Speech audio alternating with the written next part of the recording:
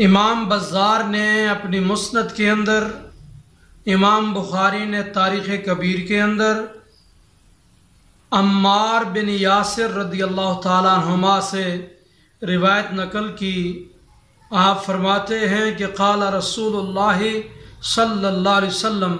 ان اللہ وکل بقبری ملکن، کہ نبی کریم علیہ السلام نے ارشاد فرمایا کہ اللہ تبارک و تعالی نے میری قبر پر ایک فرشتہ مقرر فرمایا ہے۔ آتاہ اسماء الخلائق، اور اس فرشتے کی قوت سماعت یہ ہے، فرمایا آتاہ اسماء الخلائق، اللہ نے تمام مخلوقات کی آوازیں سننے اور سمجھنے کی قوت اس فرشتے کو عطا فرمائی ہے۔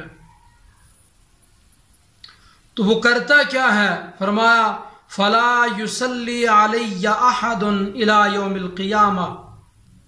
الا بلغنی باسمہ واسم ابیہ، کہ جو بندہ بھی قیامت تک میری ذات پر درود و سلام پڑھے گا تو وہ فرشتہ جو میری قبر پر مقرر ہے اس کا نام مجھ تک پہنچائے گا، اور اس کے باپ کا نام مجھ تک پہنچائے گا، اور یہ کہے گا ھذا فلان ابن فلان، یا رسول اللہ یہ فلاں بن فلاں ہے، قد صلی علیکہ، جس نے آپ کی ذات پر درود کا تحفہ بھیجا ہے، جس نے آپ کی بارگاہ میں سلام کا نذرانہ بھیجا ہے۔ اب یہ فرشتہ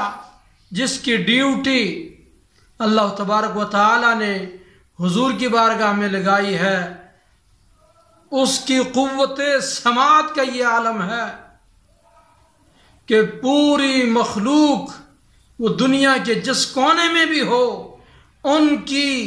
آواز سننے کی اور ان کی بات کو سمجھنے کی قوت رب تعالیٰ نے اسے عطا کی ہے۔ نوکروں کا عالم یہ ہے تو مالکوں کی قوت سماعت کا عالم کیا ہوگا؟ اللہ اکبر۔ ایک روایت میں یہ الفاظ ہیں کہ ان للہ تبارک و تعالی ملکن آتاہ اسماء الخلائق کلہم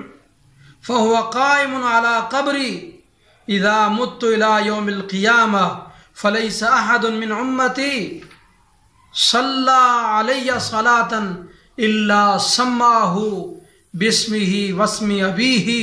فقال یا محمد صلی اللہ علیہ وسلم صلی علیک فلان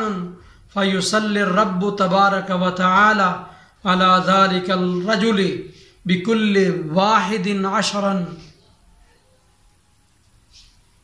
کہ نبی کریم علیہ السلام نے فرمایا کہ اللہ تبارک و تعالی کا ایک فرشتہ ہے جس سے اللہ تعالیٰ نے تمام مخلوقات کی آواز سننے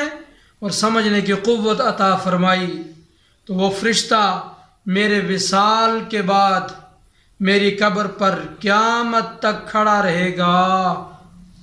بس میری امت میں سے جو شخص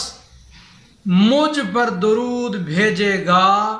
وہ فرشتہ اس کا نام، اس کے باپ کا نام لے کر کہے گا